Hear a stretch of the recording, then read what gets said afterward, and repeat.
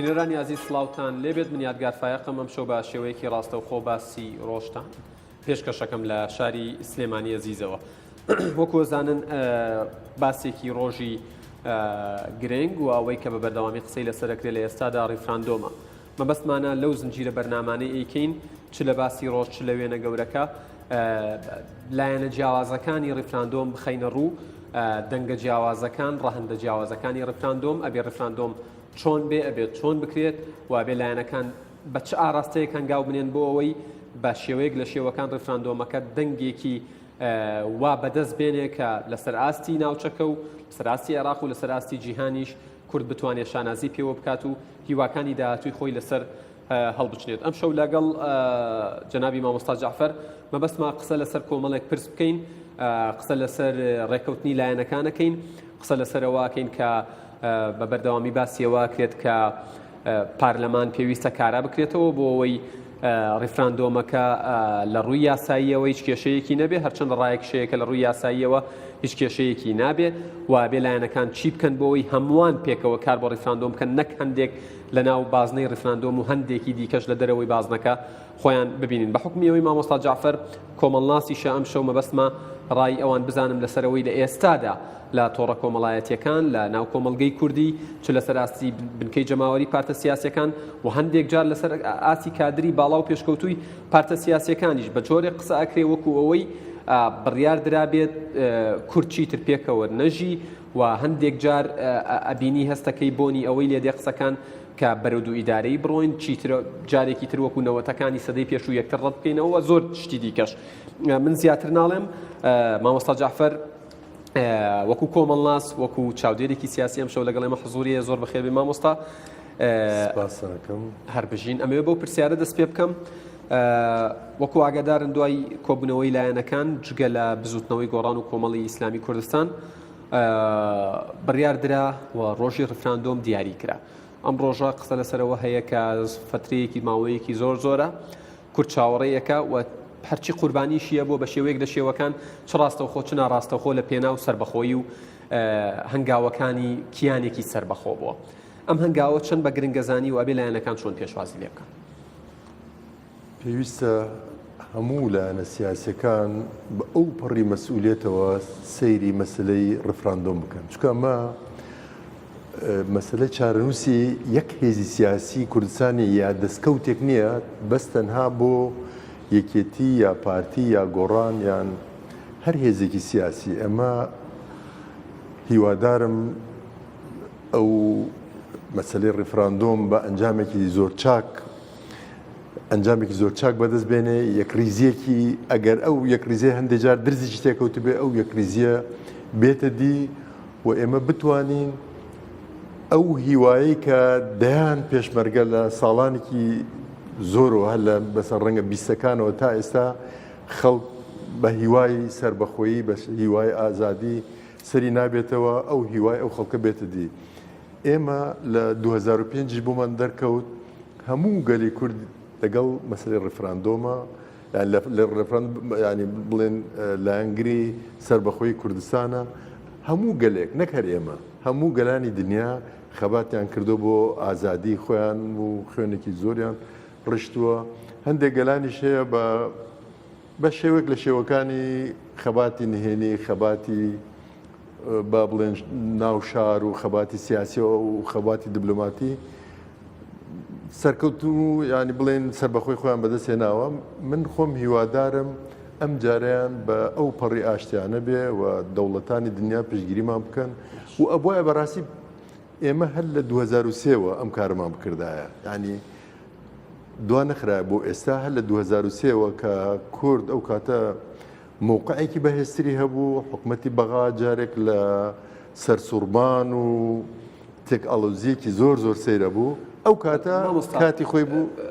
ئێوەڕاتان وایە کە ئەبوو لە هەندێک دواکەوتوین لە ئەنجامدانی ڕیفراندۆم و هەنگاونان بەرە و سەربەخۆی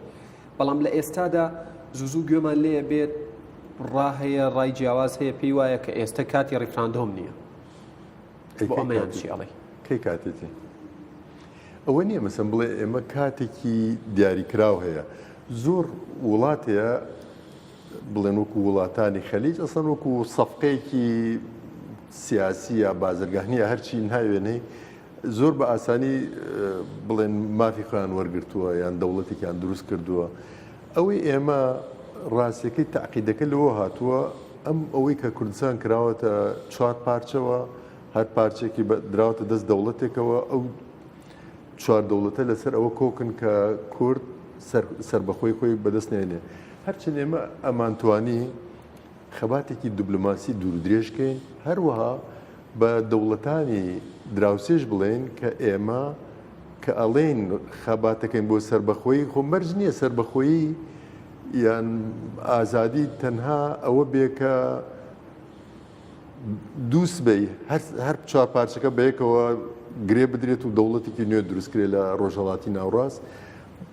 زۆر جار مەسەلسە تۆ سەیری ئەگەر من زۆرجە نمونەی نەمسا و سویسرا و ئەڵمانیا هێنمەوە. ئەڵمانە سویسریەکان کە نزیکەی 73% بڵێن سویسرا یان پێکەهێنن، ئەتوانن بڵێن داوای ئەوە بکەن ببنە بەشێک لە ئەڵمانیا، بەس نابن. فەرەنسیەکانی سویسرا 18% پێکەهێن، ئەتوان داوای ئەوە بکەن ببنە بەشێک لە فەرەنسا، بەس نابن. هەر لە کۆنەوە ئیتالیەکانش کە 7% بەدەستێنە ئەوانش هەر نابن. هۆی چییە؟ ئەوان قازانجان لەوە بینیوە کە یعنی وەکو سویسرا بژین، یعنی زۆر قازانجان لەوێ وەکو سویسری بژین و لەگەڵێکە باشە. ئەگەر ئەم نمونەیە بەراورد بکەین بە لای خۆمان، ینی تۆ بڕوانە لە بریتانیا سکۆتلندیەکان، لە ئەسپانیا کەتەلۆنیەکان، ینی کار ئەمساڵ ئەوانیش دیسانەوە هەنگاو بەرەو ڕفراندۆم ئەنێن. قسە لەسەرەوە هەیە کاوان کێشەی ئازادیان نییە، کێشەی دیموکراسیان نییە، کێشەی بڕینی موچە و بە شێوێک لە شێوەکان گەمارە و خستنە سەریان نییە، بە شێوێک لە شێوەکان وەکو هاوڵاتی پلەیەک مامەڵیان لەگەڵاکرێەوە، لە هەر شوێنێکیش بڕۆن سەفەری هەر جێگەیەک بکەن ڕێزیان لێنرێ. بەڵام ئێمە وەکوەوەی کە لە عێراقی نیوە لە دوای 20ەکانی سەدەی ڕابردوو لکێنراوین بە عێراقەوە، بڕەنگە زۆر کێشەمان لەگەڵ عێراق هەبێت. ئایا هەنگاونان بەرەو ڕیفراندۆم لە ئێستادا بە شێوێک لە شێوەکان بۆ جیابوونەوە لە عێراق بۆەوەی تۆکیانێکی سربەخۆت هەبێ ئەتوانێت ئەزمونێکی سەرکەوتوو بێت بە مەرجێک لایەنەکان هەموو هاو هەڵوێز بن لەسەری؟ پرسیارەکانی جەناب ڕاستیەک پرسیارنەوە 25 پرسیار و بەیەکەوە کردن. نمونەکەی سەرەتا بۆ ئەوە بوو کە قسە لەسەرەوە هەیە کاتی ئەوە نییە لە عێراق جیابینەوە، لە کاتێکە وڵاتان کێشەی هیچ کێشەیەکیان لەگەڵ وڵاتی یەکەم نییە، بۆ نمونە سکۆتلندیەکان لەگەڵ بریتانیا، بەڵام هەر هەنگاوانێن بۆ ڕفراندۆم. خۆی سیرکە لە ئەوروپا 50 نەتەوە هەیە کە ئەو 50 نەتەوەیە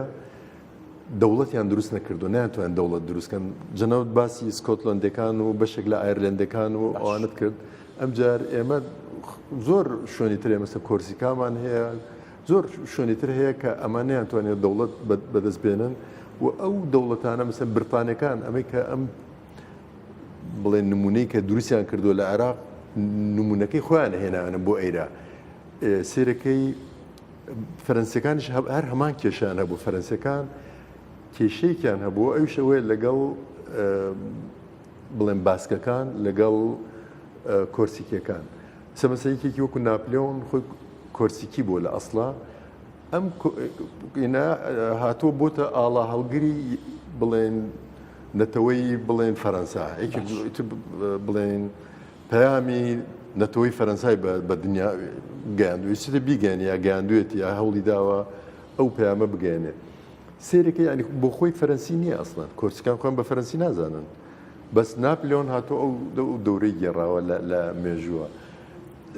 ئێمە سێرەکەی لە عێراق بەڕاستی کێشەی هەر لە سەرتاوە عێراق دەوڵەتێک نەبووە بە شێوەیەکی دیموکراسی دروست بێ. هەر لە خیتابی یەکەمی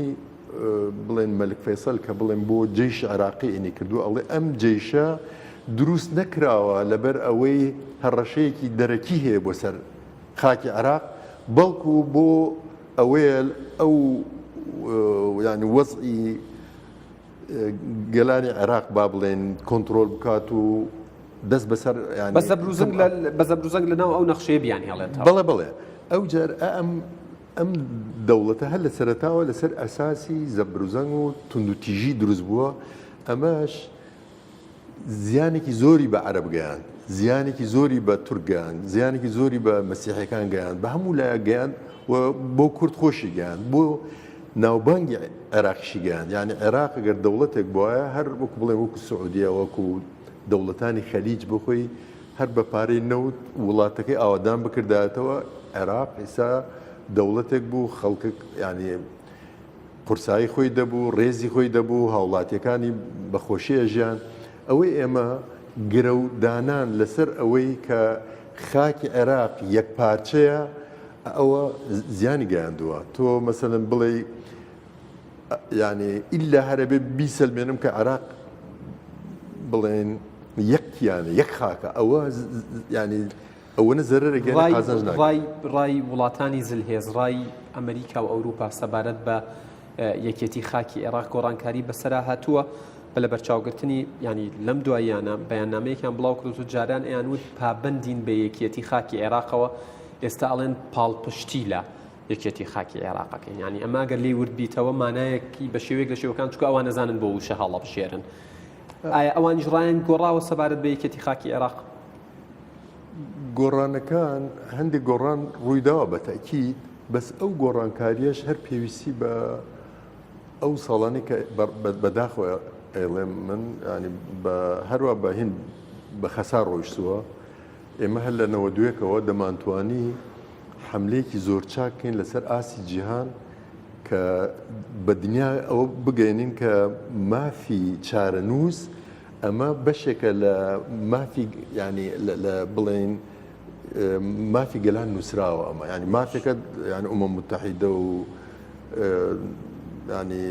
قانونی دووەلی و ئەوانە هەموو ئەوەی سەلماندووە بۆ گەلان کە مافی ئازادیەیە لە لایەکی ترەوە کە تۆ ینی ئەگەر بەراوردی کەی لەگەڵ یەک پارچەی خاکی عێراق مەسلەی سربەخۆیەکە مەسلەی مافی چارە نووسەکە گرنگترە بێگومان چونکە ئەمە خاڵێکی ئەساسیە ئەوە کە شتێکی فەرعیە بڵێن لەبەر ئەوەی ئەم دوو نقطەیە لە بڵێن دستورەکانی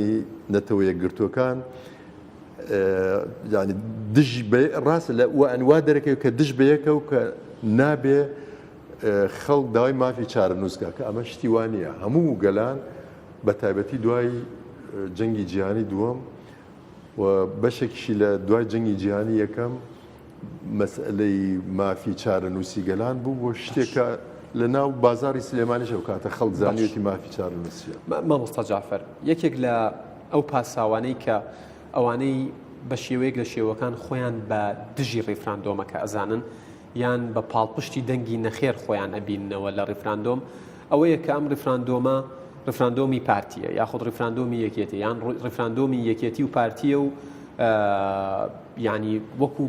پرۆسەیەکی استراتیژی مستەقبەلی دوورمەودای باڵای نابینن ئەم گوتارە کە تەبەنی کراوە تا چەندە منطقیە و ئەگەر مەترسیە ئەبێت چۆن کاڵ بکرێتەوە خۆی من پێم وایە گۆڕان دژی ڕیفراندۆم نییە دژی سەربەخۆیش نییە من یەک کەس لە گۆڕان ناناسم بڵێ من دژ بە سەربەخۆی گەلی کوردم شتی وا هیچ گۆڕانێک شتی وای نەوتۆ بڕاش ناکەم هیچ کەسیان شتی وا بڵێ بەس ئەوان وەکو بە فەرمینەیان و تۆ بەڵام لەسەر ئاستی کادرەکان و تویانە بەسی ئەوە نقطەیەکەیە نقطەکەش ئەوەیە ئەوان ماوەیە خۆیان داوای ئەویانە کرد ئەیانوت پێویستە پەرلەمان کارا بکرێتەوە بۆ خۆی ئیسە کە هەموو لایەک لەسەر ئەوە کۆکن کە پەرلەمان کارا بکرێتەوە ئەسڵەوە خۆی شتێکی میکانیکیە بڵێن ئەبێ تۆ چۆن ڕێت پێشخەریەکەی پارتی وەکێتی بۆ بزوتنەوەی گۆڕان سەبارەت بە کاراکردنەوەی پەرلەمان بۆ خۆی خۆی ئەبێ پەرلەمان کارا بێ یعنی ئەوە بڵێن دیارێک نییە پێشکەش بە هێزێکی سیاسی بکرێ ئەبێ لە وڵاتێک ئەگەر تۆ بڵێ ئەمە وڵاتێکی بڵێن خەونێکی هەیە ئەو وڵاتە ئەوێ بەرەو پێشەوە بڕۆ ئەو وڵاتە ئەوێ بەرەو ئازادی بڕۆ پێویستە لەو وڵاتە ڕێز لە مافی دەنگدەر بگیرێ مافی دەنگدەریش ئەوەیە کە تۆ پەرلەمان تێ ئەو پەرلەمانە ئەبێ هیچ لایەک دەست نەخاتە ڕێگەی ئەو یعنی بەسم لە ڕووی قانونی و لە ڕووی پراکتیکیشەوەیە یعنی ئەبێ پەرلەمان بەخۆی کارکە ئێستا بەلامەوە سەیرە ئەگەر لایەک یان هەندێک نووسەر دژی ئەوان یا ئیسە مەزم ئەوانەی کە وەزیرن زۆر ئاسایە بچنەوە لە وزارەتەکانی خۆیان کارکەن ئەوە بڵێن بەشێکە لەو پێکهاتنانەی کە بڵێن ئیتفاقاتانی کە پێشتر لە نێوان هێزە سیاسیەکان کراوە کە ئەوەندە کورسی یا ئەوەنە پۆست بەر گۆڕانەکە یا بەریەکەوێت تۆ بە ئاسایی ئەبینی کە دکتۆر یوسف محەممەد سادق سەرۆکی پەرلەمان سەرۆکایەتی دانیشتێکی پەرلەمان بکات پاشان کەسێکی دیکەی گۆڕان دیاری بکرێت یان پێت وایە ئەبێت دکتۆر یوسف محەممەد سادق تا کۆتایی ئەم خولەی پەرلەمان سەرۆکی پەرلەمان بێت من بەرژەوەندیە باڵاکانی گەلی کورد سەروی هەموو بەرژەوەندەکانی تردانێم من شخصی خۆم ئەگەر بزانم من ئەمە ڕێگر لە پێناوی هەر شتێکە خەڵکی ئێمە بۆ ئازادی وڵاتەکان هەمویان هەموو تاکێکی کورد ئامادە بووە بچێتە بەردەم سێدار و پێ بکەنێ ئامادە بووە خۆزانوێتی کابێتە پێشمەرگە ڕەنگە شەهید کرێ کاری سیاسی بکە ڕەنگە بکوژرێ بەڵام گوێ ناوەتێ ئامادەی هەموو قوربانیەک بووە ئێستش هەر کەسێک بڵێن ینی مەسلەی پرۆسی سیاسی بۆ بەرەو پێشەوەچوونی هەر پرۆسەیەکی سیاسی شتێکی ئاساییە یەکێک لەو شۆنە نەبێ ئەوەیەکی تر بێ من پێم وایە کۆمەڵێک هەڵە کراوە کە دەکرا ئەو کاتەش ینی بڵێن من لە ڕێگەی برایان یەکێتیەوە ئاگاداری ئەوەم کە ئەوان کێشێکی زۆر گەوریانە بوو ماوەیەک لە ماوەکان لەگەڵ مەسلەی بڵێن پێکاتی پەرلەمان لە زۆر شتە بەس دوای وتیان نا ئێمە گرنگ ئەوەیە ئێمە لە ناو پەرلەمانە خەباتی خۆمان نەکەین داواکانی خۆمان پێشکەشەکەین بەو شێوەیە گرنگ یەک شتە گرنگ ئەوەیە گەلی کوردستان بە ئاسوودەی بژێ یعنی ئەو دروشمیان بەرز کرد بەو کاتە هێندەی تو ئاگادار بە یەکێتی نیشتیمانی کوردستان بە حکمیەوەی جەنابتان کادرێکی دێرینی یەکێتی نیشتیمانی کوردستانن یەکێتی نیشتیمانی کوردستان دەست پێشخەری دیکەیە بێ بۆ بزوتنەوەی گۆڕان یاخود بۆ نزیکردنەوەی پارتی و گۆڕان لە یەکتر ئەبێ پارتیش هەمان دەست پێشکەری هەبێت و گۆڕان خۆشی هەبێ بۆ ئەمە چکە ئەمە مەسئولیاتێکە مەسئولیەتێکی مێژوویە کەوێتە ئەستۆی هەموو لایەک چونکە مەسئلەی سەربەخۆیە جێبەجێکردنی ڕفرەندۆم بە سەرکەوتویی ئەمە کارێکە هێزێکی سیاسی ئەگەر دژی بێ یان ڕوبەڕووی بۆسێ زیانێکی زۆر گەورە بەخۆی ئەگەێنێ پێش هەموو کەسێک ئەگەر مەسەن برایانی کۆمەڵی ئیسلامی بێ یا گۆڕان بێ یان یەکێتی بێ هەر لایەک بێ ئەگەر بێوێ زیان بەخۆی بگەێنێ چونکە ئەمە داواکاریکی هەموو خەڵکە تۆ ناتوانانی بە خەڵک بڵێ داوای کارێکی باشە کە وەکو مڵکی پارتێکی دیاریکرا و سیر بکرێت من پێم باشە ئەمە وەکو مڵکی هەموو گەلی کورد سیرکرێ باشترە چونکە ئەزانی بۆچی ئێمە یەک مەبەسمانەی ساگەر بێت و سەیری پرۆسەی مێژووی کاری سیاسی گەلی کورد بکەین سێرەکەی لە هەندێک قۆناغ هەڵەی کوشندە کراوە ئەوە بۆتە هۆی ئەوەی کە بزوتنەوەکە بەرەودوا بڕواایە زیانێکی زۆر بەخۆی بگەێنێ من زۆر جار نمونونەکان من نامێسە یەک بە یەک نمونە تاریخەکان بێنمەوە هەندێک جار لە هەندێک وڵاتە یەکگرتنەوەکە ئەسڵن بە شێوەیەک بووە مەسە من نمونەی ئەگەر ئەڵمانیا لە سەردەمی بسمارک بێنمەوە ئەم یەکگرتنەوەیە کابراەک بۆتە ئاڵا هەڵگری یەکگرتنەوەی ئەڵمانیا ئەسڵن بڕوای بە دیموکراسی نەبووە بڕوای بە هیچ شێوەیەک بە بزوتنەوەی نەتەوەیی نەبووە کابراەک بۆ تا سەر ئێست دژی ینی ئەو مفەکرە ناسیۆنالیستەکان بووە دژی هەر چالاکێکی سیاسی ناسیۆنالیستی بووە ئەوە وای کردووە بڵێن پاش ئەوەی ئەوانی هەموو تێکشکانانی بزوتنەوەی ساڵی 1940 ئەوانی تێکشکان کە بزوتنەوەیکی دیموکراسی کرێکاری بوو دوایە بزوتنەوە ناسیۆنالیستەکانی تێکشکان هات خۆی بۆ ئاڵا هەڵگری ناسیۆنالیزم ینی فترەکەی باوەڕکەم 3-4 مانگە لە بینی شکانی ئەوە ئاڵا هەڵگرتنەکە یعنی هینێکی ئەنتیکەیە بەڵام توانی ئەڵمانیا بە ئاگر و ئاسنێک بخاتەوە مامۆستا جەعفەر دوا پرسیارم گەر بکرێ بە کورتی وەڵامم بیتەوە جیاواز لە ئەرکی بزوتنەوەی گۆڕان و پارتی دیموکراتی کوردستان و پارتە ئیسلامیەکان و تەواوی پارتەکانی دیکەش ئەرکی یەکێتی نیشتیمانی کوردستان لە ئێستادا چییە؟ زۆر بە کورتی بێ سوپاس دەکەم. سەبارەت بە ڕیفراندۆم و ڕێخستنی نێوماڵی کورد. یەکێتی نیشتمانی کوردستان ئەتوانێت دەورێکی زۆر گرنگ ببینێت لەوەی هێزە سیاسەکان لە یەکتر نزیکاتەوە و ئەو گرێکیۆرانی کە هەندێک جار دروستە بێ ئەوان حکمەتی خۆیان بەکاربێنن چونکە من هەر ئەوە ئەڵێم وەخت خۆی کە مامجەلات سەحەتی باش بوو دەورێکی ئەوتۆی ئەبینی کە ئاڵۆسترین گرێکیۆرە بهاتە پێشەوە ئەو هەوڵێدا بە ئاسانترین شێوە چارەسەرێکی بۆ بدۆزێتەوە و لایەنەکان لەسەر یەک مێز کۆ کاتەوە و بە شێوەیەک حلێکی ئەوتۆ بدۆزێتەوە کە بە دڵی هەمووان بێت. بەڵێ مامۆستا جعفەر چاودێری سیاسی و کۆمەڵناز زۆر سپاس بۆ کاتێک کە بە ئێمە و بە بینەران هەر بژین بینەرانی ئەزیز باسی ڕۆژ کۆتایی هات ڕێزی یادگارفایە خۆ مستافە جوانە لە شاری سلێمانی و شاری هەولێر قبول بکەن تا بەرنامەیەکی دیکە بەخواتان ئەسپێرم ماڵتان ئاوادان بێت.